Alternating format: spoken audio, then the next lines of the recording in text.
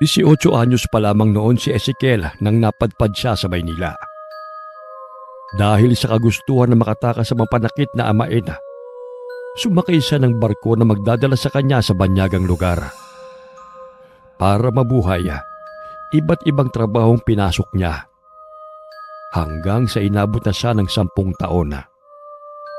Sa Maynila na rin siya nakapag-asawa. At kasalukuyan ngang 3 buwang buntis ang kanyang asawa na si Laida. Oh, bakit ngayon ka lang? Kanina pa kita hinihintay eh. Ang tagal kasing dumating nung magpapasahod sa amin. Kaya ngayon lang ako nakauwi. Jack na hindi ka pa kumakain.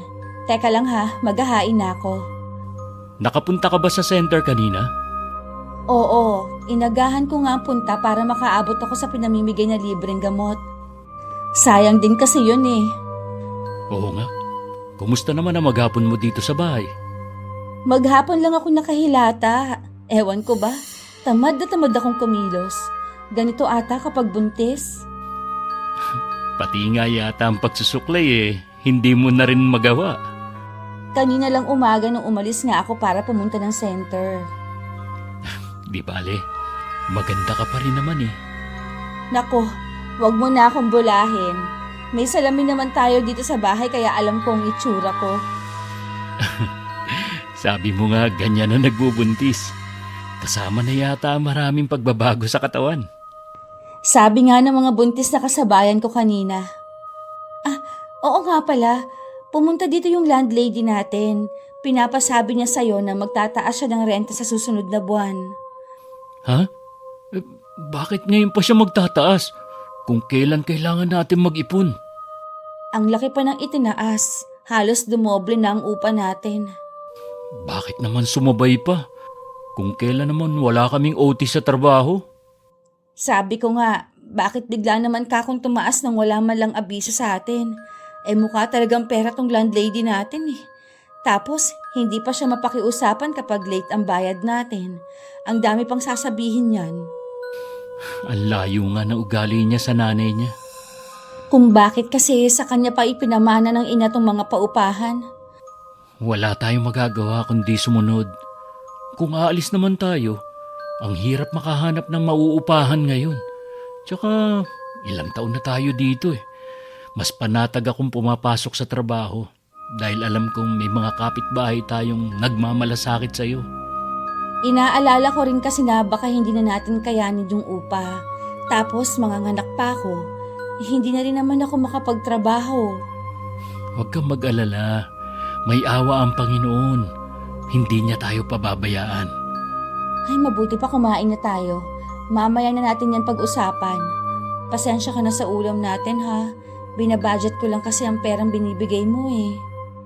Ang sarap naman ng ulam natin Basta ikaw, huwag kang magpapagutom kapag wala ako rito ha.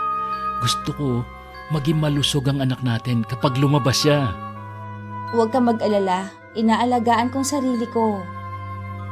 Masaya naman ang buhay may asawa para kay Ezekiel. Yun nga lamang, hindi niya inaasahan na magastos din pala. Nasanay kasi siya na sarili lamang niya ang binubuhay niya noon. Sa kabila ng hirap na nararanasan, walang pagsidlan pa rin ang kaligayahan na kanyang nararamdaman. Lalo't magkakaanak na sila ni Laida. Yun nga lamang, may ilang problema ang hindi talaga maiiwasan na dumating. Gaya na lamang ng hapon na dumating si Ezekiel sa inuupahan nilang bahay. Nadatnan niyang umiiyak ang asawa. Oh, bakit ka umiiyak? May masakit ba sa'yo? Walang masakit sa akin. Kung wala bakit ka umiiyak? Nagkaasagutan kasi kami ng landlady natin. Nanginingil na kasi siya ng upa dito sa bahay. Sabi ko sa 1 linggo pa naman ang due date. Ang dami na agad sinabi. Wala naman daw pinagkaiba kung ngayon tayo magbibigay o sa 1 linggo. Hindi ko na napigilan na hindi sumagot. Alam niyang buntis ka, pero nagawa ka pa niyang patulan. Pasalamat siya. Wala nangyari sa inyo na magiging anak natin. Tingin ko gipit siya. Kasi ganun din ang ginagawa niya sa iba eh. Maayos naman tayong magbayad Dapat hindi siya garapal maningil.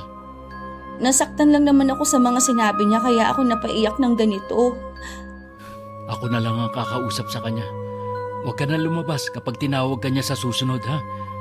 Nagwawalis kasi ako sa labas kanina nang lumapit siya. Alam nga naman na umiwas ako. Kung may stress ka lang sa kanya, siguro maigi nang humanap na lang tayo ng ibang mauupahan. Kapag humanap tayo, dapat na may advance at deposit na tayong nakahanda. Mauubos ang ipon natin. Ikaw lang kasi ang inaalala ko eh. Maghapon pa naman akong wala dito sa bahay. Susundin ko na lang ang sinabi mo. Hindi na lang ako lalabas ng bahay kahit mamaos na sa kakatawag ang landlady natin. Magkukunwari na lang akong tulog. Mukhang ayos ka na. Nakakapagbiro ka na eh. Kasama sa pagbubuntis ang pagiging iyakin. Tapos tatawa na ulit. May dala pala akong banana Q. Kumain ka muna. Para mas lalong gumaan ang pakiramdam mo. Lalabas lang ako sandali ha. O saan ka pupunta? Kakausapin ko lang yung landlady natin. Sasabihan ko lang na ako na lang ang kausapin niya sa susunod.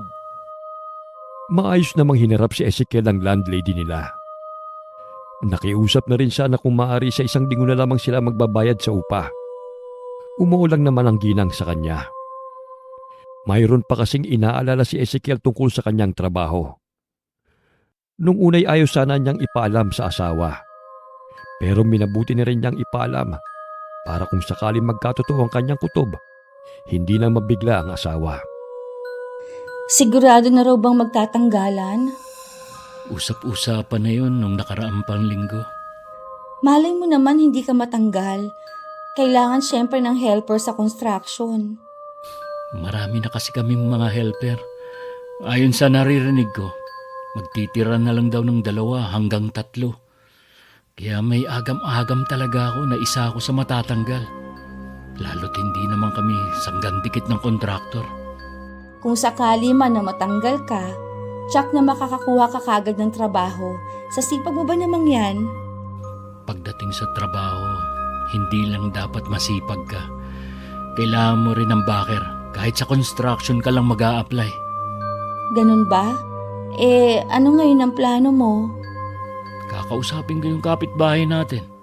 Meron daw kasi siyang alam na pwedeng applyan. Yun nga lang, mas mababa ang sahod kumpara dito sa trabaho ko. Ayos na yon, kesa naman sa mabakante ka. Kapag nakakita ka ng ibang trabaho, di saka ka lumipat. May naiisip pa akong ibang paraan.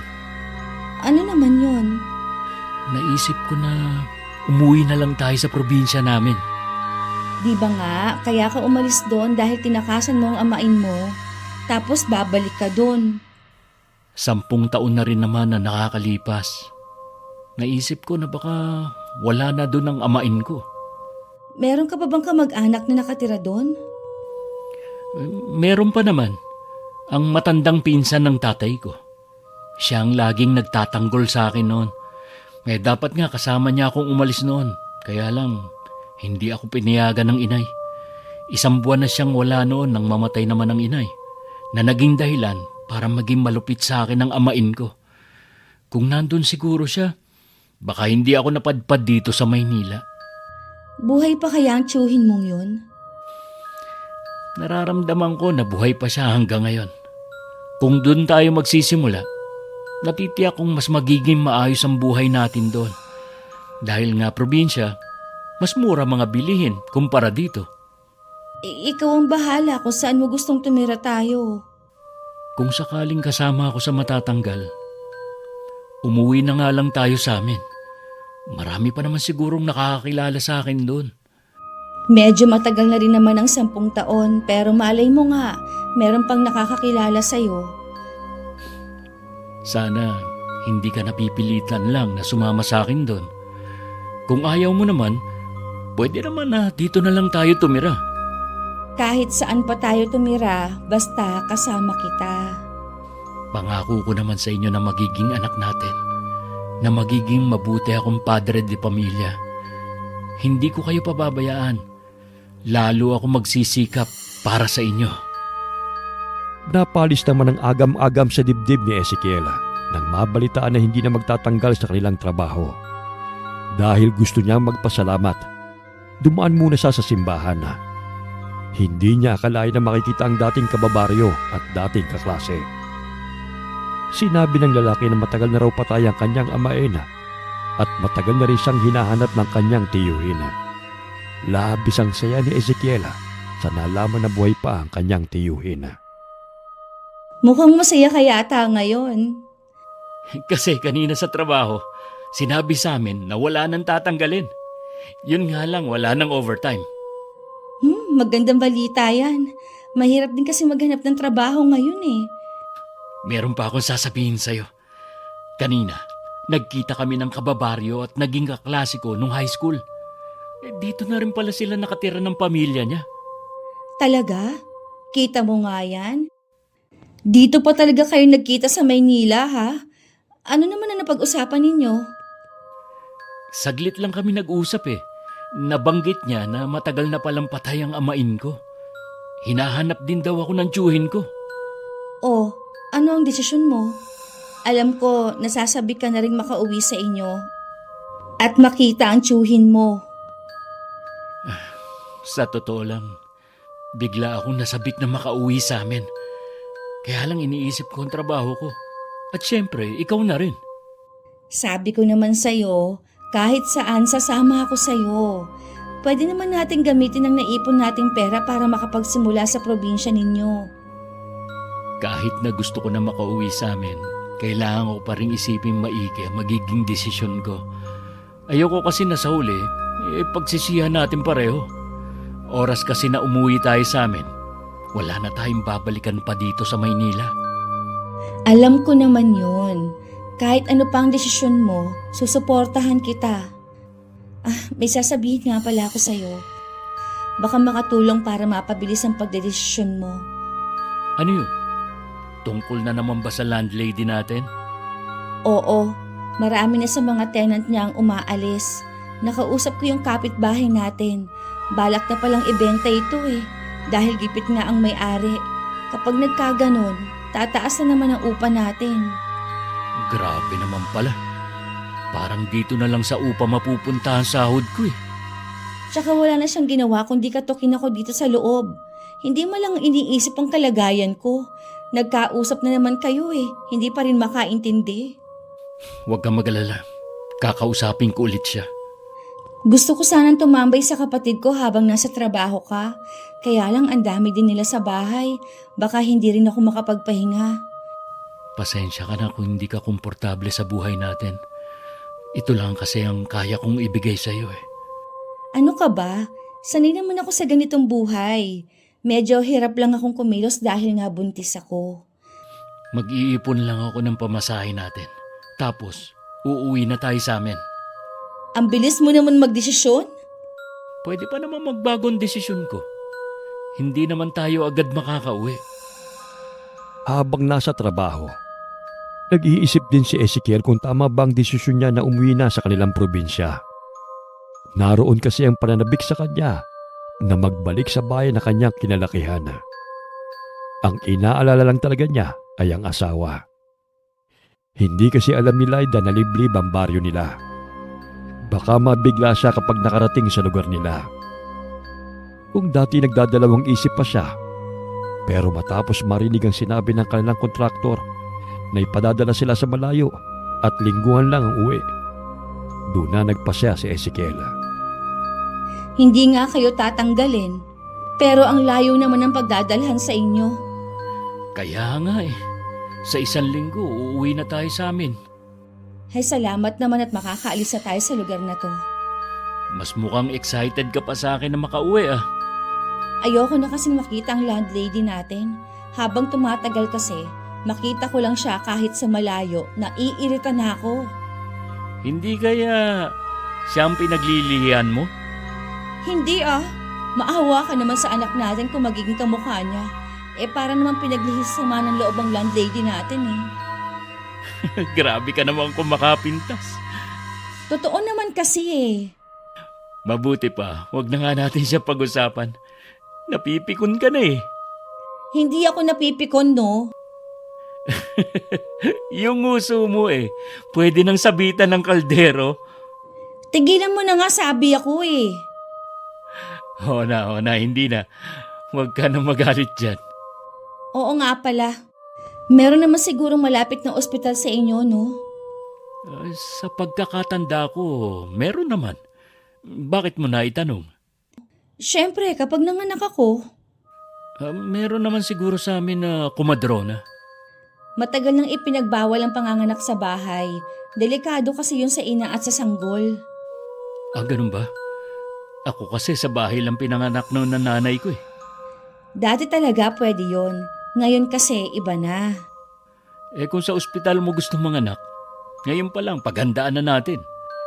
Sa pagkakaalam ko rin kasi, libre ang ospital sa amin. Pagkatapos ngang makuha ni Ezekiel ang huling sahod, nagpaalam na siya sa kanyang boss at mga katrabaho. Ilang araw na rin namang nakahanda ang kanilang mga gamit at alam na rin ng landlady ang kanilang pag-alis. Matapos ang isang araw na biyahe sa barko, narating na rin nilang mag-asawa ang maliit na baryo.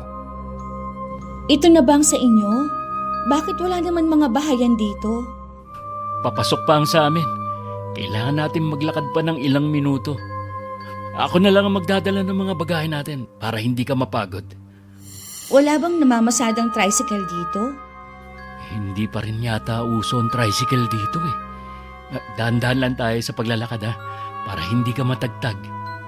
Kahit katanghalian hindi mainit ang klima dito sa inyo ha? At ang lalaki ng mga puno. Oo nga Sa pagkakatanda ko, mapuno na talaga dito sa lugar namin. Teka lang Ezekiel, magpahinga muna tayo. Pagod ka na ba agad? Bigla kasing nanigas ang tiyan ko Sumasakit ba ang tiyan mo? Hindi naman, bigla lang siyang nanigas. Mabuti pa, uminom ka muna ng tubig. Hindi naman ako nauuhaw pero sige na nga. Sana may dumaan para makisabay tayo. Sabi mo nga, walang namamasadang tricycle dito. Mas lalo na siguro mga pribadong sasakyan. Minsan kasi may mga jeep na galing sa labas na kumukuha ng mga kalakal, galing sa baryo namin. Ano mga pinagkakakitaan ng mga tao sa inyo? Pangingisda minsan at koprahan. Kaya mo na ba maglakad? Oo, tara na. Baka mamaya gabihin pa tayo. Teka, parang may naririnig akong paparating na sasakyan. Makakasakay na tayo. Oo nga, isang jeep. Parahin na natin. Sana naman mabait. Kung taga-baryo namin siya, tiyak na mabait yan. Kahit malayo pa, kumaway na si Ezekiel para ipabatid na gusto nilang makisakay. Nagminor naman ang takbo ng jeep hanggang tumigil yon sa tapat nila. Isang matandang lalaki ang mabilis na bumaba. Nakasuot siya ng sombrerong buli, kaya hindi nila maaninag ang mukha nito. Magandang araw po, Tatang. Pwede po ba kaming makisakay? Diyan sa baryo. Ezekiel? Ikaw nga ba yan? Ho? Kilala niyo po ako? Ako ito, iho. Ang tiyo amado mo. Chong? Kayo nga ba yan? Ako nga. Bakit ngayon ka lamang umuwi dito sa atin? Ano mo bang ang tagal na kitang hinahanap? Pasensya na po kayo, Chong. Kung ngayon lang ako umuwi dito sa atin. Wala po kasing pagkakataon noon Ang mahalagay nandito ka na. Siya nga po pala. May kasama ako. Si Laida po, asawa ko. Kumusta po kayo? Ayos lang, iha. Natutuwa akong umuwi na kayo dito. Chong, nakita ko nga po pala si Alvin. Sa Maynila na pala siya nakatira. Sa kanya ko po nalaman na patay na ang amain ko. May 6 na taon na rin ang mamatay siya. Nakaalitan sa inuman ng pumatay sa kanya. Patawarin mo ko kung wala ako ng mga panahon na kailangan mo ko. Wala po kayong kasalanan, Chong. Tsaka, baka po kapalaran ko talaga makarating na Maynila. Kung hindi po nangyari yon, baka hindi ko nakilala si Laida. Sa nakikita ko naging maayos naman ang buhay mo sa Maynila. Opo, hindi ako pinabayaan ng Panginoon. Tayo na, sumakay na kayo. Sa bahay na lamang tayo magkwentuhan. Ikakarga ko lang po sa likod ang mga bagahe namin. Mauna ka nang sumakay dito sa harapan ng jeep. Teka, buntis ka ba? Opo, Chong. Mahigit 4 na buwan na po ang pinagbubuntis ko. Ganun ba? Sige na, sakay na. Baka abutan pa tayo ng malakas na ulan. Biglang dumilim ang langit eh. Habang pauwi, panay pa rin ang kwentuhan na magtiyuhin. Dahil malubak at mabato ang daan, hindi makapagmabilis ng takbo ang matandang lalaki. Si Laida naman panay ang sulyap sa paligid. Makalipas nga ang ilang minuto, narating na nila ang maliit na komunidad sa lugar na yon. Saktong nasa loob na sila ng bahay nang bumuhos ang ulan. Swerte natin, nandito na tayo sa bahay bago bumuhos ang ulan. Oo nga po, Chong. Buti na nga lang. Kumusta na nga po pala ang naging buhay niyo? Gaya mo, naging mabuti rin sa akin ang Panginoon sa loob ng ilang taon. Yun nga lamang, hindi ko maiwasan na mangulila sa iyo. Patawad po kung pinaabot ko pa ng 10 taon bago ako nagdesisyon na umuwi. Sabi mo nga'y may dahilan ng lahat. Ang importante, dininig ang matagal ko ng dasal na bumalik ka na rito. Napansin ko po, halos walang nagbago sa lugar natin. Ganun na nga, para bang kinalimutan na ang lugar na ito ng lokal na pamahalaan. Bakit nga po pala sa loob ng 10 taon walang pagbabago? Dahil sa takot sa baryo natin, walang gustong pumunta rito. Pasensya na, Chong, hindi ko po kasi maintindihan. Anong kinatatakutan nila sa baryo natin? Ngayong nandito ka na, marami tayong oras para magkwentuhan. Sa ngayon magpahinga na muna kayong mag-asawa. Alam kong pagod kayo sa mahabang biyahe. Ay, sige po. Maiwan ko muna kayo rito ha. Sa kusina lang ako. Maghahanda ako ng hapunan natin. Parang ang aga niyo naman po magluto ng para sa hapunan. 5:00 pa lang kasi naghahapunan ng mga taga rito. Po? Ang aga naman po yata. Sa Maynila po kasi ganyang oras merienda pa lang namin. Ganito talaga sa probinsya, iha. Bawal na rin kasing gumala sa labas kapag 6:00 na. Siya, dito muna kayo ha. Sige po, Chong. Grabe pala dito sa probinsya niyo, ano? Baka gutumin ka agad ako kapag ganun tayo kaagang kumain. Noon kasi wala pang kuryente dito. Puro gasera lang ang gamit namin. Kaya nasanay ang mga tao na maaga na lang magluto. Mahirap kasing kumilos kapag madilim. Mabuti may kuryente na dito ngayon. Oo nga Nung umalis kasi ako rito, wala pang kuryente. Wala man lang TV dito na pwedeng paglibangan. May radyo naman tayong de baterya. Doon ka na lang makinig para hindi ka mainip. Sana naman tumila na ang ulan. Gusto ko kasi maglibot-libot bukas. Sa tingin ko naman, hindi na rin magtatagal ang ulan. Dahil kanugnog lang ng sala ang kusina, naririnig ni Mang Amado ang pinag-uusapan ng mag-asawa.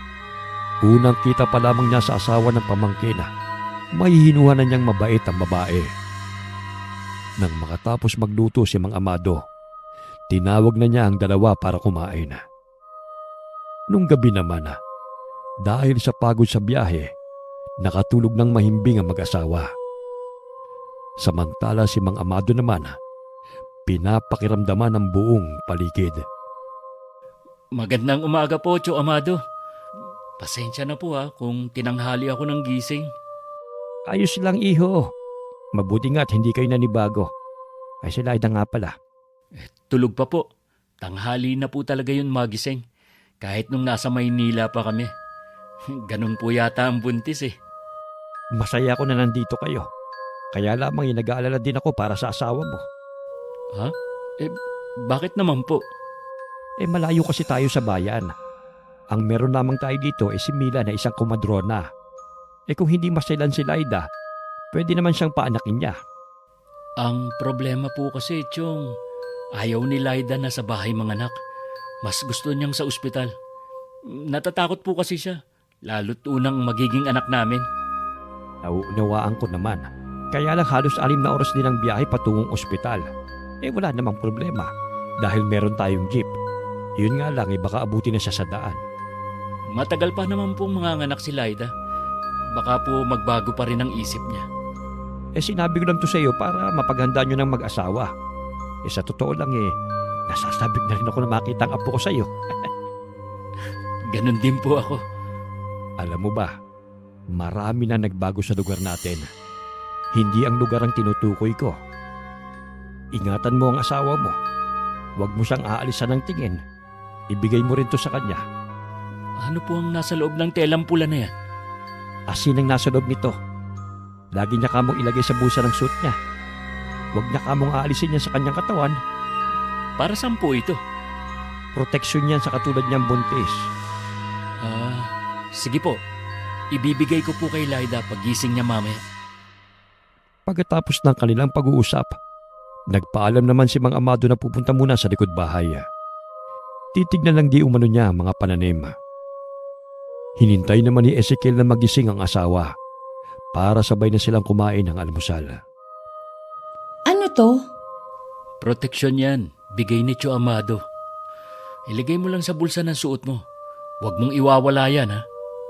Anong nasa loob nitong tela? Asin ba to? Oo nga, asin nga. Para saan ba talaga to? Tiyak kasing naniniwala pa rin ang Tio Amado sa mga kasabihan nung araw tungkol sa mga buntis. Inaalala ka lang ng tiyuhin ko. Kaya mabuti, sumunod ka na lang. Para naman kasi ako nitong mga ngain ng manggang hilaw dahil may dalang asin. Huwag kang tumawa dyan. Ilagay mo na sa bulsa mo. Wala namang mawawala kung susunod tayo sa pamahiin nung araw. Oo na, ilalagay ko na sa bulsa ng suot ko. Siya nga pala, samahan mo ako maglibot ha? Oo naman, pero hindi pa tayo pwedeng lumayo ha. Matagal kasi akong nawala, kaya hindi ko na alam ang nagbago sa lugar na ito. Oo nga pala, nasaan si Tio Amado? Bakit tayo lang ang nag-aalmusal? Nasa likod lang nitong bahay, binibisita ang mga pananim niya. Kanina pa rin siya kumain. May itatanong nga pala ako sa'yo. Anong tatanong mo? Bakit mag-isa lang dito ang tiyuhin mo? Wala ba siyang asawa? May asawa si Tio Amado. Namatay nga lang sa panganganak, kasama ng anak nila. Mula noon, hindi na ulit siya nag-asawa. Nakakaawa naman pala nangyari sa tiyuhin mo. Nangyari yon bago pa ako ipanganak. Kay inay ko nga lang nalaman yun eh. Wala ka bang balak dalawin ang puntod ng nanay mo ngayon? Sa ibang araw na lang siguro. Kapag kasi umuulan, binabaha ang sementeryo dito sa amin. Baka bukas o di kaya sa Makalawa na lang ako dadalaw. Gusto ko rin sa mama para magbigay respeto sa nanay mo. Nang araw na yun, naglakad-lakad ang mag-asawa. Palakaibigan naman ang mga taga roon dahil binabati at nginingitian sila. Isa lamang ang napansin ni Laida. Kakaibahang tingin na ipinupukol nila sa kanyang maumbok na tiyan. Hindi tuloy niya maiwasan ang mailang. Pagka-uwi nilang mag-asawa, kinausap niya si Ezekiel tungkol sa napansin. Napansin mo bang tingin ng mga tao sa tiyan ko kanina? Oo, parang namamangha nga sila eh. Pero mapabait naman sila. At kita mo, binabati pa tayo. Tsaka, bakit parang mga walang bata sa labas na naglalaro? Hindi naman kasi ito katulad sa Maynila na ang aga-aga nasa kalsada na ang mga bata at naglalaro. Dito kasi sa probinsya, mas may disiplina sila. Kailangan munang tumulong sa gawaing bahay bago maglaro. Ganun pala dito. Ano nga palang masasabi mo sa lugar namin? Hindi ka ba naninibago? Sobrang tahimik dito. Hindi katulad sa atin. Naninibago man ako, pero sa umpisa lang naman siguro to. Ganitong buhay kasi ang namimiss ko. Kahit matagal akong tumira sa Maynila, ito pa rin ang hinahanap-hanap ko. Matanong ko lang, ano kayang trabaho ang pwede mong pasukan kung sakali dito? Pwede naman ako sumama sa pangingisda kapag maganda ang panahon. O di kaya magpapatulong ako kay Tio Amado. Hindi naman ako maselan sa pagkain. Ayos na sa akin kung araw-araw man tayong mag-ulam ng isda at gulay. Ang inaalala ko lang kasi, yung panganganak ko. Napag-usapan na nga namin yan ni Chong. Sabi niya, kumandro na lang ang nandito. Malayo kasi ang ospital dito eh. Halos 6 na oras din ang biyahe. Inaalala niya baka abutin ka sa daan. Natatakot naman kasi ako kung sa bahay ako manganganak. Pero kung magaling naman ang kumadrona na sinasabi mo, pwede na siguro dito sa bahay kesa naman na abutan ako sa daan. Matagal pa naman ang kabuanan mo. Tsaka na lang natin yun isipin. Sa ngayon, relax ka lang muna. Oo, nawawala naman ang pag-aalala ko dahil alam ko na hindi mo ako pababayaan. Hindi talaga. Ay, siya nga pala. Bilin pala ni Cho Amado na huwag kang aalis ng mag-isa. Saan naman ako pupunta kundi sa paligid lang naman? Marami kasing paniniwala mga taga rito tungkol sa mga buntis. Ayaw ka lang niyang mapahamak. Salamat ka mo sa pagmamalasakit niya. Huwag kayong mag-alala. Mag-iingat ako. Hindi lang masabi ni Ezekiel sa asawa. Tila mayroong itinatago sa kanila ang kanyang tiyuhin. Hindi tuloy niya maiwasang isipin na baka meron yung kinalaman sa mga nilalang ng dilim. Noong bata pa kasi siya, marami siyang naririnig tungkol sa mga aswang na nambibiktima ng mga buntis at bata. Isang umaga, naabutan niya nagsisibak ng kahoy na panggatong ang kanyang tiyuhin. Lumapit siya at naggalok na siya lang magtutuloy. Uy, baka mabigla ka. Manakit ang katawan mo. Sanay po ako sa mabibigat na trabaho. Tsaka gusto ko na rin pong sanayin ang sarili ko sa gawain dito sa probinsya. Kumusta na nga pala si Laida? Hindi ba siya nanibago? Nanibago po. Pero gusto daw niya dito sa atin dahil tahimik at sariwa ang hangin. Maganda ang klima dito sa atin para sa pagbubuntis niya. Chong, nangingisda pa rin po ba kayo? Minsan-minsan kapag maganda ang panahon. Gusto ko po sanang sumama sa inyo eh. Pwede naman. Kaya lamang sa gabi ako pumapalaot. Walang mga kasama ang asawa mo. Sanay naman po siya na mag-isa sa bahay. Siguro sa pinanggalingan niyo. Pero nandito kayo sa atin. Kahit sa araw. Hindi mo dapat hinahayaan na mag-isa ang asawa mo sa labas ng bahay. Chong, sabihin niyo nga po, meron po ba kayong hindi sinasabi sa akin?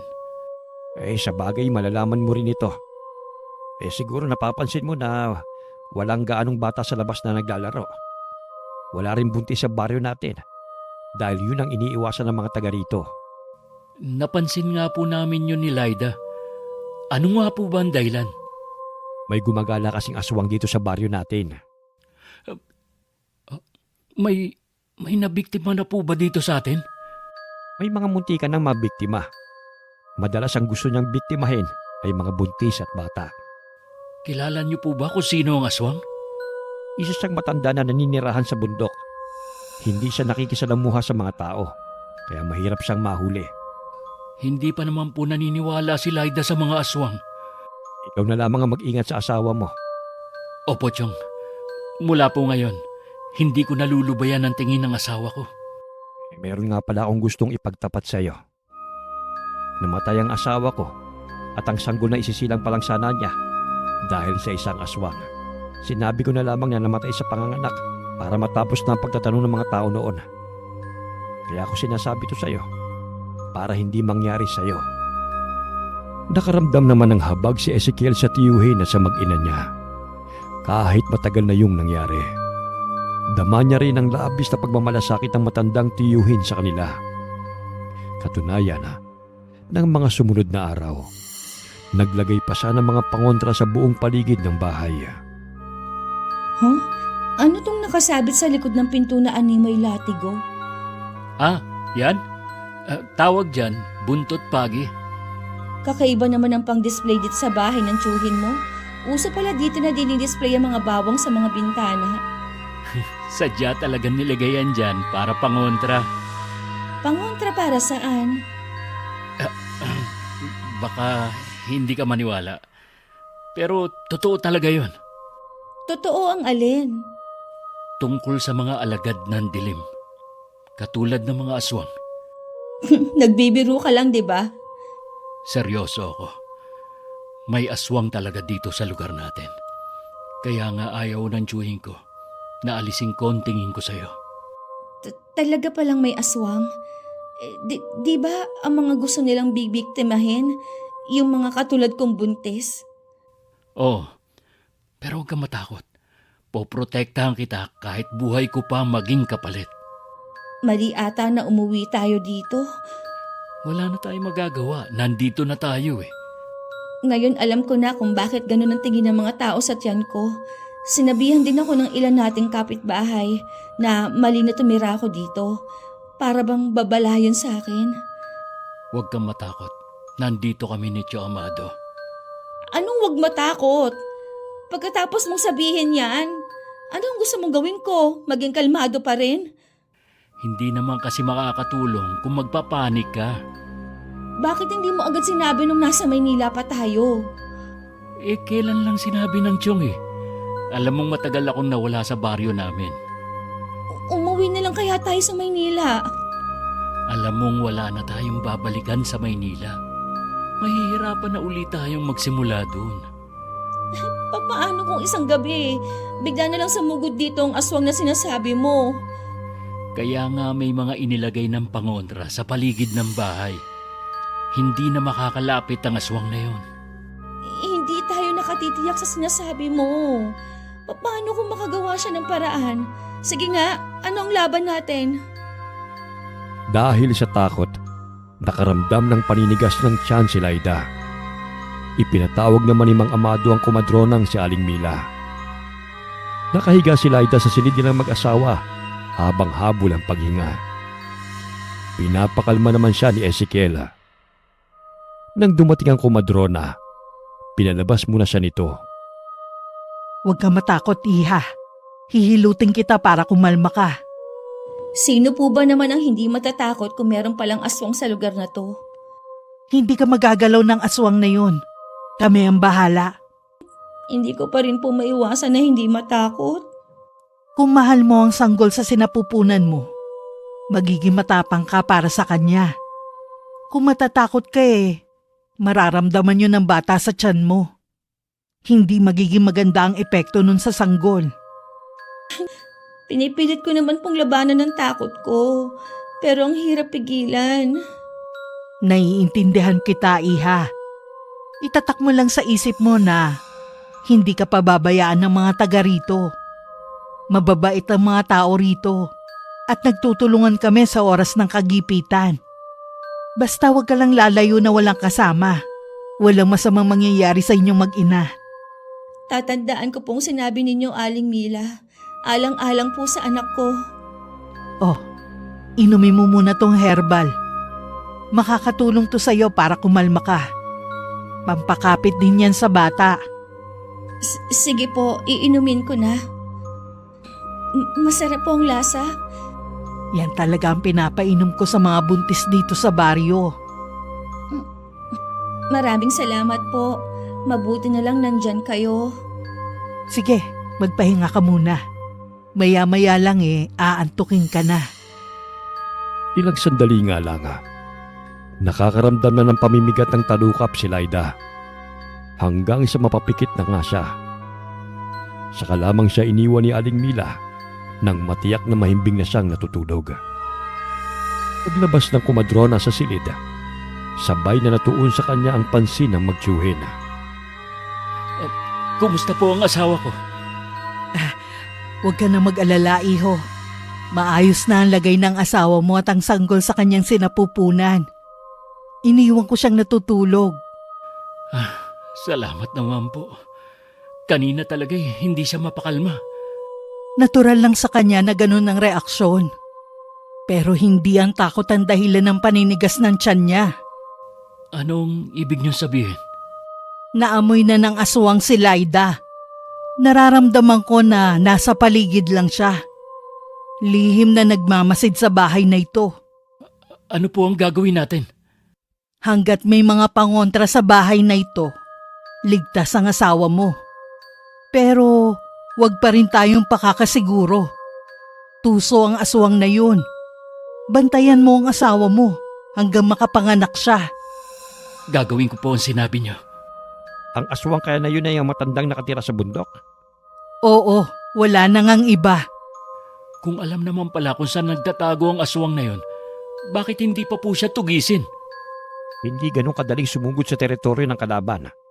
Para mo nang ipinain ang sarili mo. Tama ang tsuhim mo.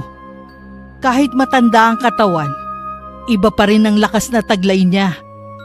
Lalo na kapag meron silang puntirya na biktima.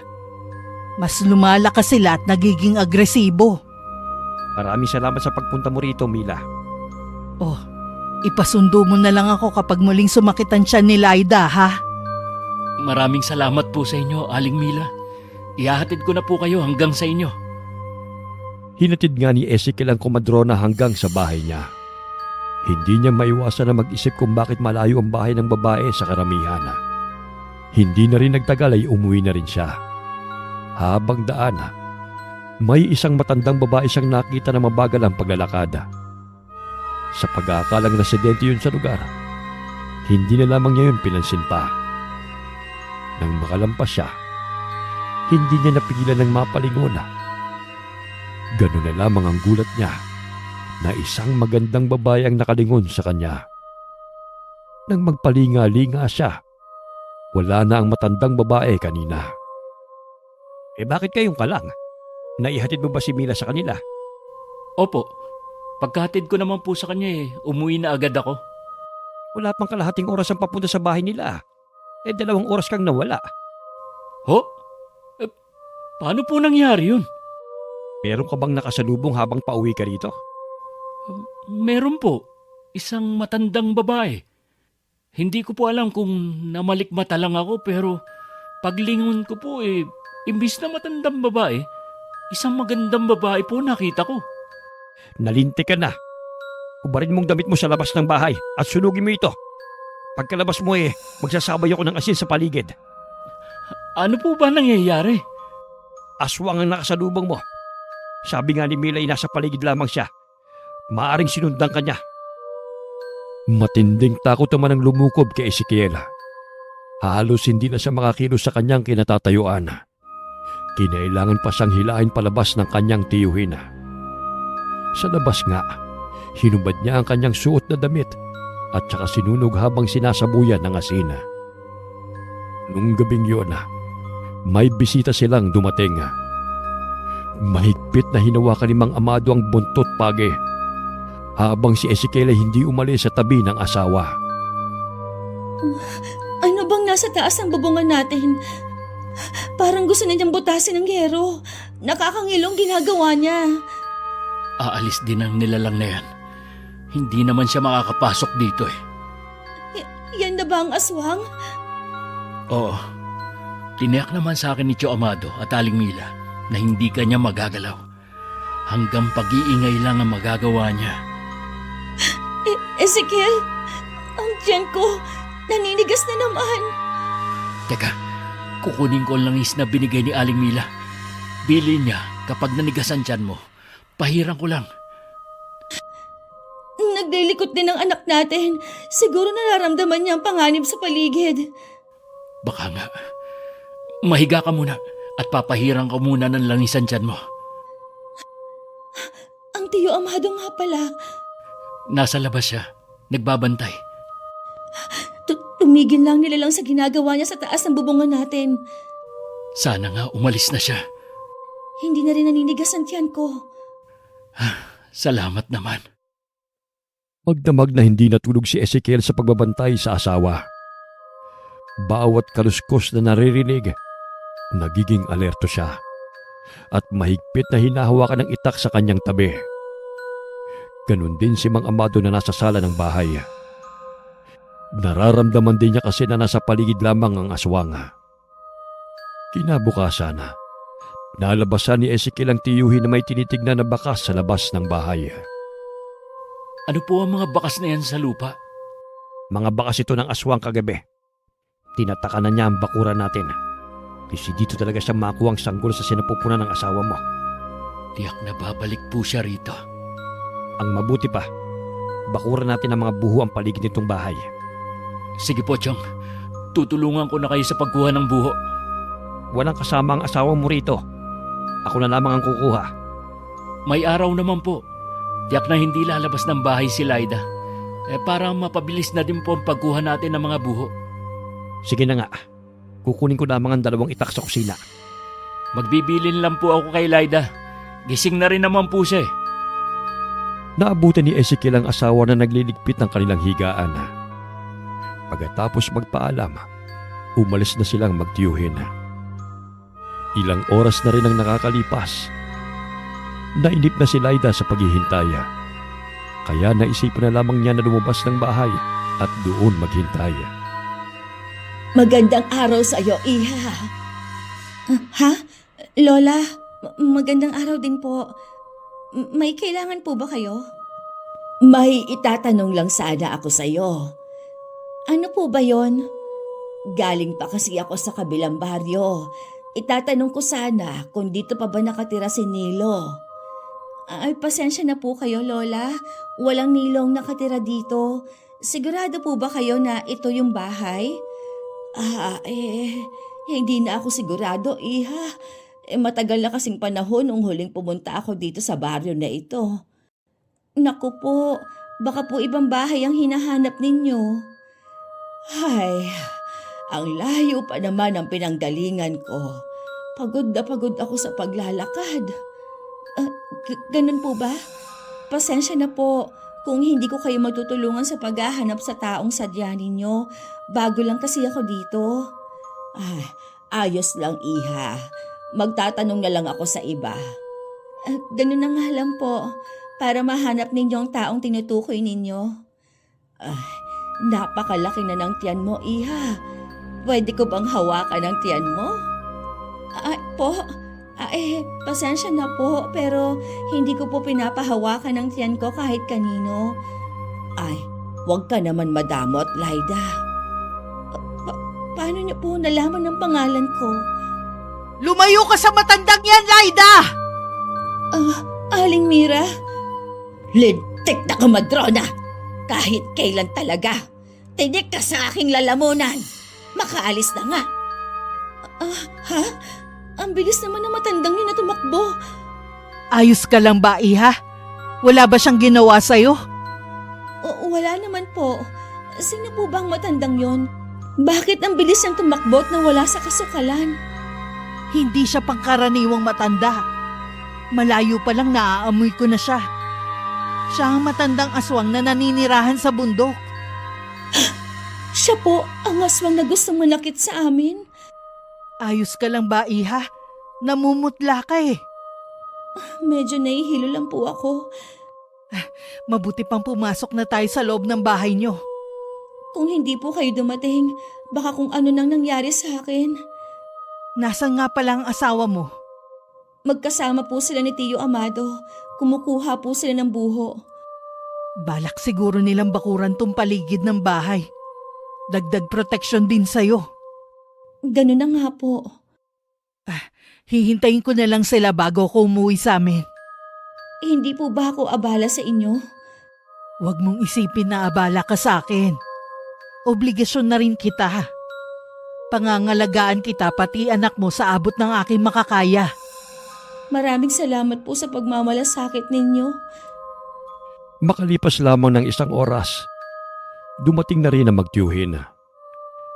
Nagulat pa sila nang makita nila sa bahay si Aling Mila na napalitan ng labis na pag-aalala dahil sa nalaman.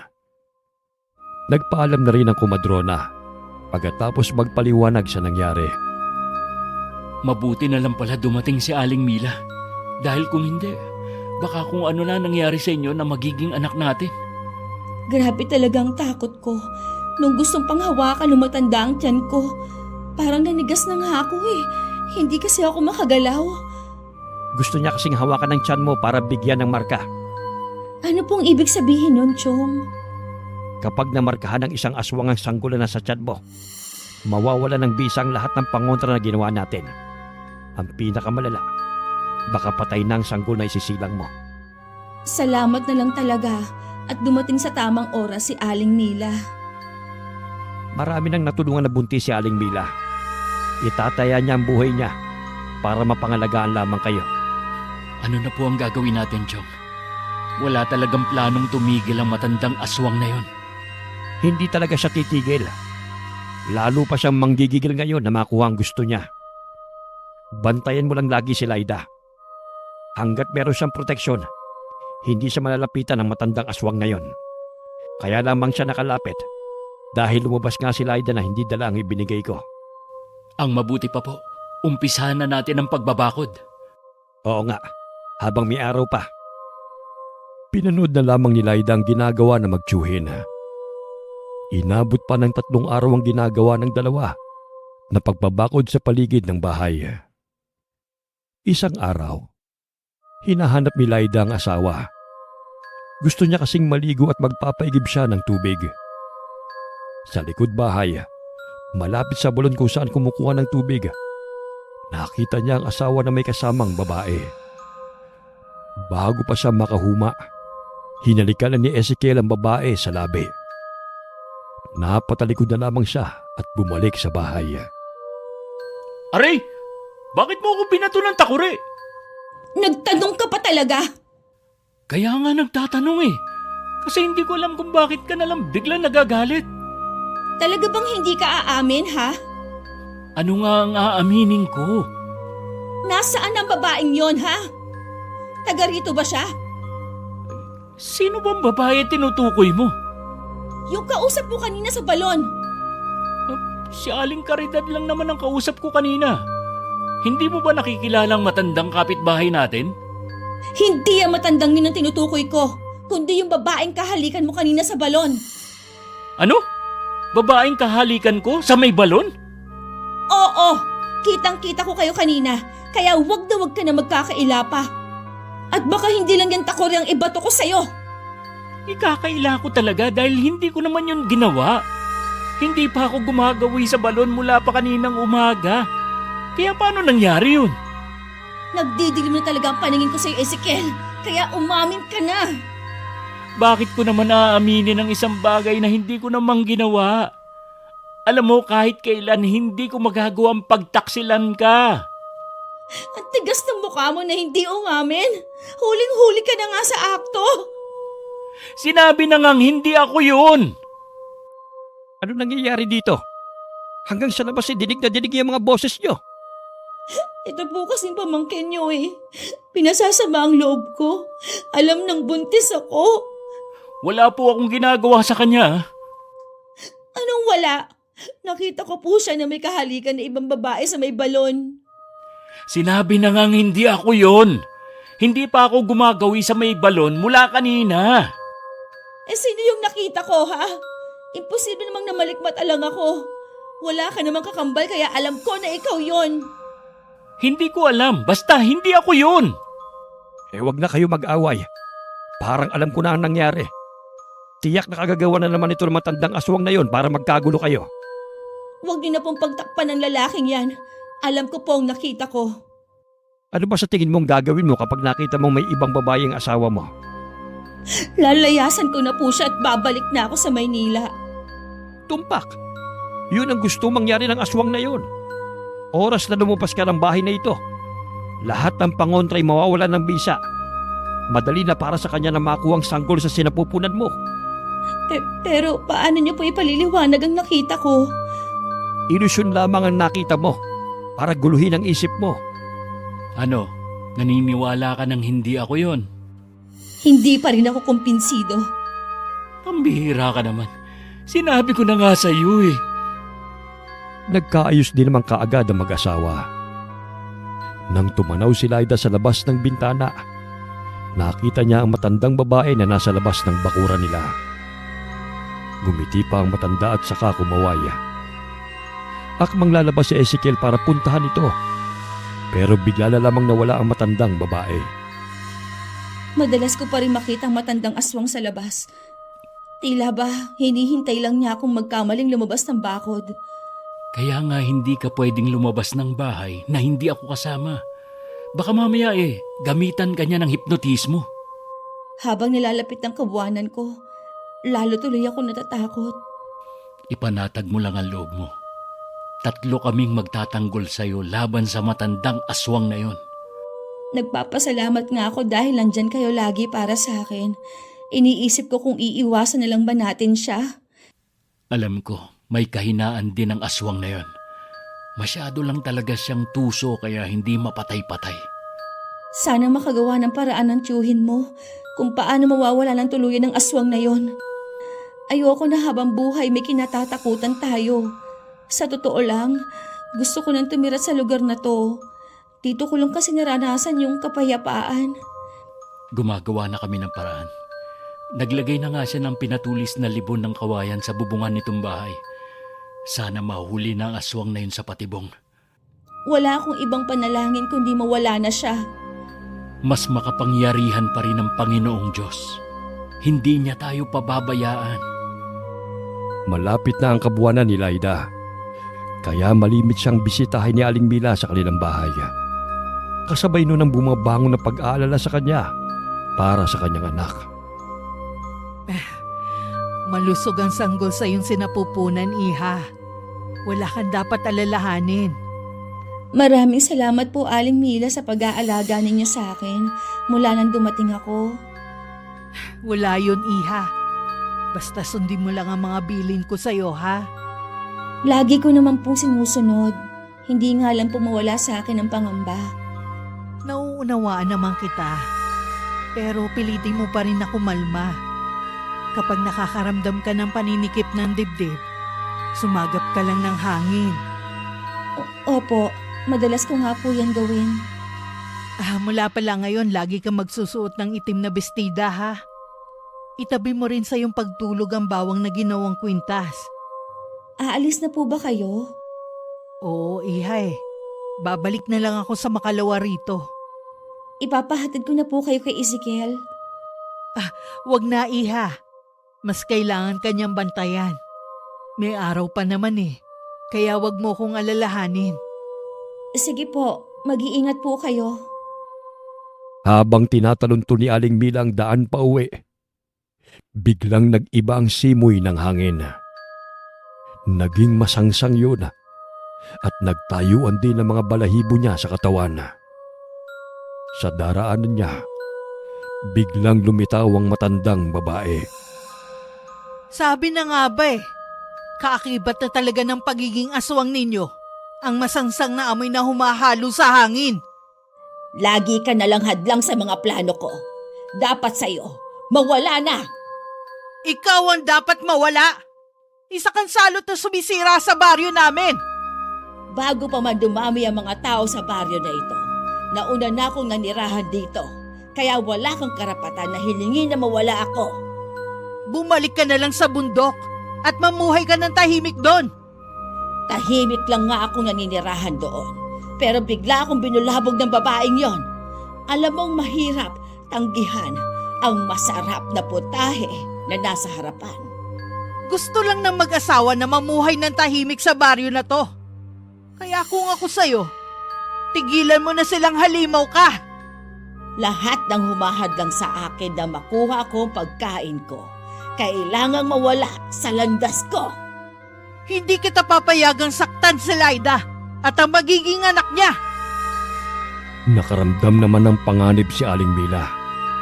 Kahit may araw pa, batid niyang malakas pa rin ang matandang kaharap. Mahigpit niyang hinawakan ang punya na lagi niyang dala kahit saan siya magpunta. Nang araw na sinabi ni Aling Mila na babalik siya, hindi dumating ang komadrona na ipinagtaka ni Laida. Umuwi naman si Mang Amado na may dalang masamang balita. Galing ako sa bahay ni Mila ngayon. Nakasalubong ko kasi ang anak niyang binata. May sakit po ba si Aling Mila? Hindi po kasi siya pumunta ngayon. Hindi talaga siya makakarating ngayon. Nagpapagaling pa siya sa tinamo niya mga sugat. Po? Ano pong nangyari kay Aling Mila? Noong nanggaling siya rito, inatake siya ng matandang aswang. Mabuti na lamang dumating ang anak niya bago pa mahuli ang lahat. Kumusta na po si Aling Mila ngayon? Maayos na ang lagay niya. Mabuti na lamang hindi malalim ang mga sugat at tinamo niya. Hayop talaga ang matandang aswang na yan. Lahat ng tingin niyang hadlang sa kanya, gusto niyang mawala sa landas niya. Baka po kayo nang isunod niya, Chong. Mag-iingat po kayo. Tama po si Laida. Huwag niyo akong alalahanin. Kaya kong pangalagaan ang sarili ko. Kailangan lang natin magdoble ingat. Habang nalalapit ang kapanganakan ni Laida, asahan na natin na mas magiging agresibong matandang aswang na yon. Diyos ko, wala naman po sanang masamang mangyari sa amin ng magiging anak ko. Magtiwala ka lang. Hindi ko hahayaan na mangyari ang kinatatakutan mo. May tiwala naman ako sa inyong lahat na hindi niyo ako pababayaan. Gusto sanang sumama ni Laida sa asawa na dalawin ng matandang kumadrona. Pero mariing tumanggi si Ezekiela. Naiwan na lamang siya sa bahay kasama ni Mang Amado. Salamat, iho, sa pagdalaw mo sa akin. Kumusta si Laida? Ayos naman po siya. Nag-aalala nga po siya sa inyo eh. Oh, ang dami niyo po palang naging sugat. Nasugatan ko din naman ang matandang aswang na yun. Ilang araw din niyang hindi magugulo si Laida. Ang ginamit ko kasing patalim sa kanya eh. Pinahiran ko ng katas ng kalamansi. Matagal pa bago maghilo masugat niya. Matindi ang obsesyon niya sa sanggol na dinadala ng asawa ko. Lahat ng paraan gagawin niya. Ganun talaga ang mga katulad niya. Hindi na natin yun mababago. Mas lalo kayo mag-ingat na mag-asawa. Mas titindi ngayon ang galit niya lalo't nasaktan siya. Paghahandaan ko po ang paghaharap namin. Kahit gaano pa siya kabangis, may kahinaan din na matandang aswang na yun. Hintayin natin na siya mismo ang pumasok sa bitag. Hindi na rin nagtagal si Ezekiel sa bahay ng matandang kumadrona. Nag-aalala din kasi siya sa asawa kahit naroon ang kanyang tiyuhin. Naging palaisipan din sa kanya ang huling sinabi ni Aling Mila. Tama nga si Aling Mila. Ilang araw nang hindi nanggugulo sa kanila ang matandang aswang. Hindi kaya patay na ang matandang aswang na yon? Hindi pa siya patay. Tama si Aling Mila. Nagpapagaling din siya. Maaaring naghahanap siya ng biktima sa ibang lugar para mapabilis ang kanyang pagaling. Hindi ko alam na ganun pala katapang si Aling Mila. Piruin niyo, nakipagbuno talaga siya sa aswang na yun. Kapag nasa bingit ka ng kamatayan, mapipilitan ka rin lumaban sa mga susunod na gabi. Kailangan natin magbantay. Mas magiging mabangis kasi ang aswang na yon sa kanyang pagbabalik. Opo, Chong. Gusto ko rin makatulong. Hindi na kailangan. Magpahinga ka na lang. Lalo't ilang araw na lang manganganak ka na. Tama ang asawa mo. Hindi ka naman pwede magpuyat katulad namin. Makakasama yun sa inyong mag-ina. Sige na nga po. Hindi na ako mamimilit na tumulong. Ilang araw na lamang ay manganganak na si Laida. Kasabay naman noon ang hindi niya pagkatulog. Dahil sa matandang aswang na gabi-gabing bumibisita sa kanila. Madalas siyang mahilo dala ng matinding puyat. Sa bahay na rin nila naglagi si Aling Mila para mabantayan ang kanyang kalagayan. Hayaan na naman siya. Magdamag na naman siyang gagawa ng ingay. Gusto ko na nga labasin ng mga nakaraan. Pero pinipigilan ako ni Tio Amado. Tama lang na hindi ka lumabas. Sa tingin ko ang alaga lang niyang ibon ang gumagawa ng ingay para maging patibong sa inyo. Bakit hindi siyang pumunta dito sa bahay? Dahil hinihintay niya ang mismong araw ng kapanganakan ni Laida. Hindi niya makukuha ang anak ko.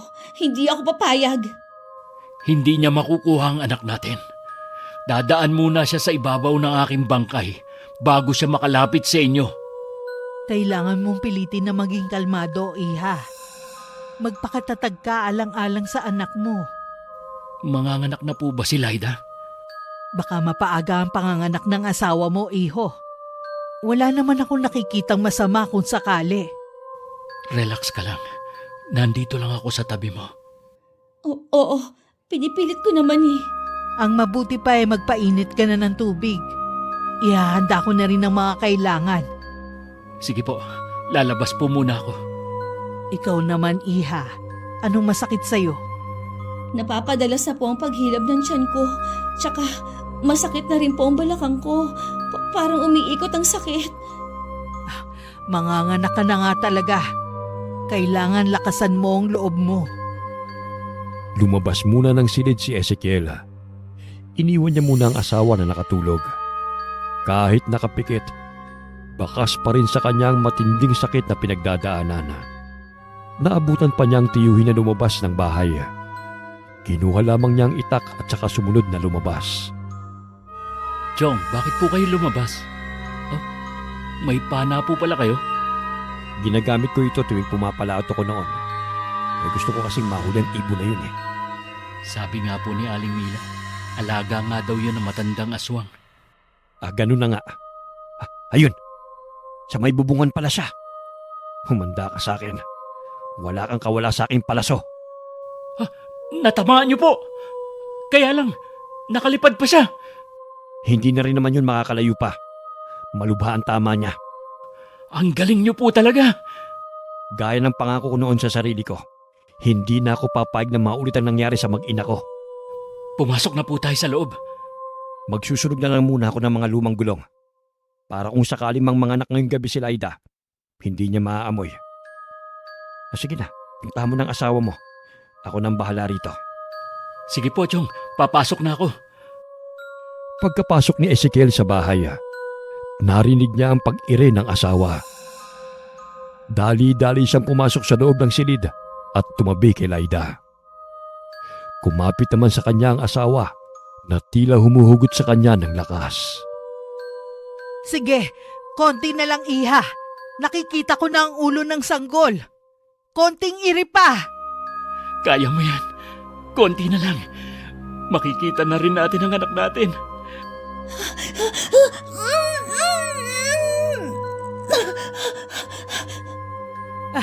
Isang malusog na sanggol na lalaki ang anak ninyo. Talaga po? Sa wakas, may anak na tayo. Binabati ko kayo. Ganap na kayong mga magulang. Salamat po, Aling Mila. Napakalakas ng iyak ng sanggol na to. Lilinisin ko muna siya bago ko ibigay sa'yo. Napangiti si Mang Amado nang marinig ang malakas na pagpalahaw ng sanggol. Samantala, ang ibon na alaga ng matandang aswang, bago pa siya makarating sa kubo ay binawian na ng buhay. Binabati ko kayo ni Laida, iho. Ganito po pala ang pakiramdam kapag naging ama na. Hindi ko mailarawan ang saya ko. Ngayong ganap ka ng ama, kaakibat ito ang malaking responsibilidad. Pero alam ko magiging mabuti kayong magulang ni Laida. Mamahalin at aalagaan ko po ang aking mag-ina. Nagpapasalamat din ako sa Panginoon at hindi niya pinabayaan si Laida. Hindi pa tayo ganap na matatahimik kung buhay pa rin ang matandang aswang. Oo nga pala. Dahil sa sayang nararamdaman ko, nakalimutan ko na ang matandang aswang na yun. Tiyak na babalikan niya tayo. Hindi na po ako natatakot sa kanya. Kailangan ko maging matapang para sa mag-ina ko. Tama yan. Huwag mo kong gayahin na hindi nagawang mailigtas ang mag-ina ko noon. Matagal na po yun nangyari. Nasa malayo kayo noon, kaya hindi nyo sila nailigtas.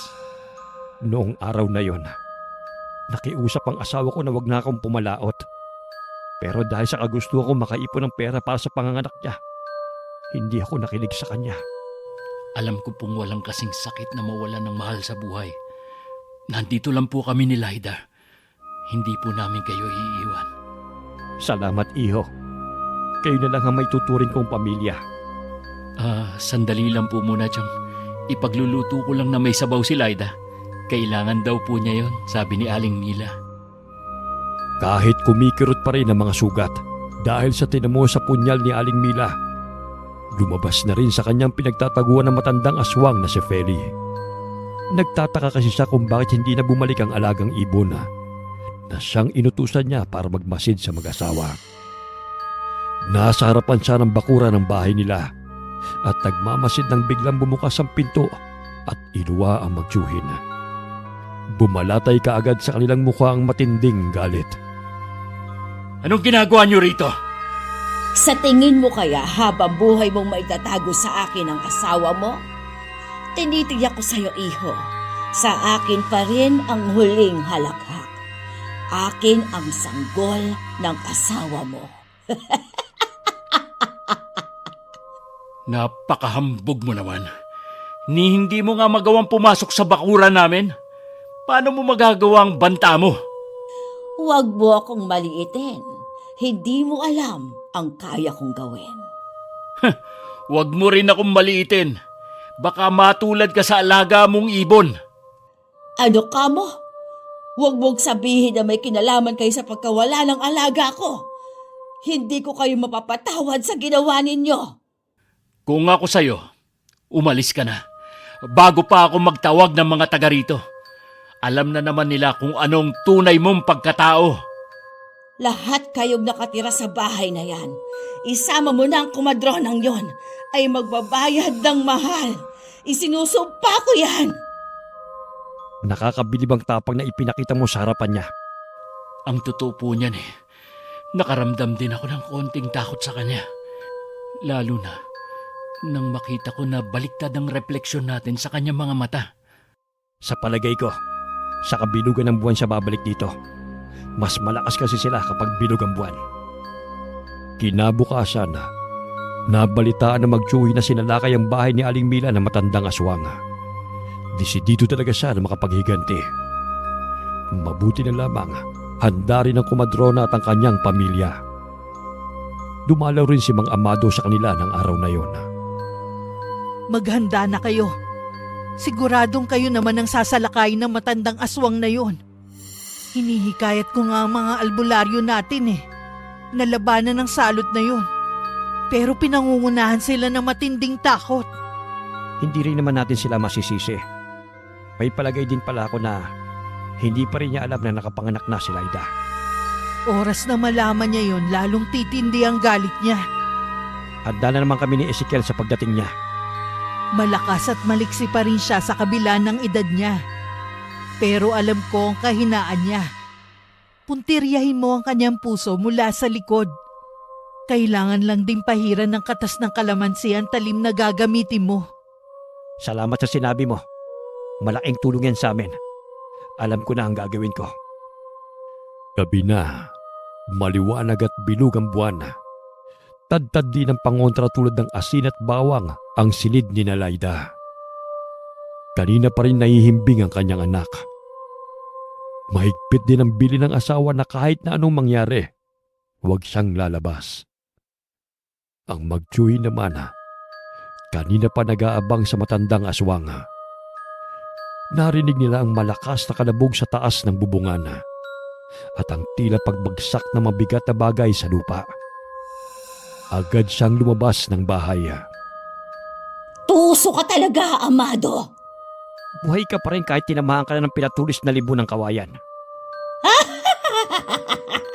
Sa tingin mo, ganun mo ako mapapatay? Ha? Sana hindi ka na lamang nagpunta pa rito. Inilagay mo lamang sa alanganin ang buhay mo.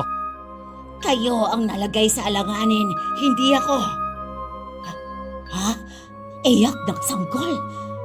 Oo. Ilang araw nang nanganak si Laida. Nabigo ka sa iyong balak. Nilinlang niyo ko. Magbabayad kayo ng mahal. Sino ang sumaksak sa likod ko? Ikaw? Para yan sa lahat ng mga naging biktima mo. Hindi. Maawa kayo sa akin. Pangako, lalayo na ako sa baryo na to. Hindi na ako magpapakita pa sa inyo. Huli na para sa pagmamakaawa mo. Sana noon pa, pinili mo ng magbagong buhay. Maawa na kayo sa matandang katulad ko. Tapusin mo na siya, Ezekiel. Huwag kang magpapadala sa pagpapaawa niya. Hindi na ako lalaban pa. Mahina na ako, iho. Maawa ka na. Hayaan mo na lang ako makaalis. Huwag kang papalinlang sa kanya. Tapusin mo na siya. Wag! Maawa ka! Wag! Dahil tila itinulos na sa kinatatayuan nito si Ezekiel, si Mang Amado na lamang ang tumapo sa buhay ng matandang aswang na matagal nang naghahasik ng dagim sa kanilang baryo. Mula ng gabing yun, naging payapa ng muli sa baryo. Hanggang sumapit ang araw ng kapiestahan sa baryo. Sa wakas, mabibinyagan na rin ang anak natin. Gusto ko sana kapag nag-isang taon na si Josh, bumiyahe tayo pa uwi ng Maynila. Gusto ko kasing dalawin ang mga kapatid ko. Oo ba? Namimiss ko na rin ang buhay dun eh. Tingnan mo si Tio Amado, tuwang-tuwa sa kanyang apo. Ngayon ko lang ulit nakita na ganyang kasayaan, Chong. Dahil yun sa anak natin. Hindi ko alam ganito pala kasaya ang fiesta sa probinsya. Sabi ni Tio Amado, ngayon na lang daw ulit ginanap ang piyesta rito. Tingin sa inyo ng mga taga rito, mga bayani. Siguro, itinakda na umuwi tayo para mabigyan ng bagong liwanag ang baryo na ito. Masayang pinanonood ng mag-asawa ang tiyuhina habang karga ang kanilang anak na ipinagmamalaki sa mga kakilala. Masaya at kontento na si Ezekiel na makabalik sa bayan kung saan siya lumaki at nagkaisip, kasama ang kanyang pamilya. Wakas,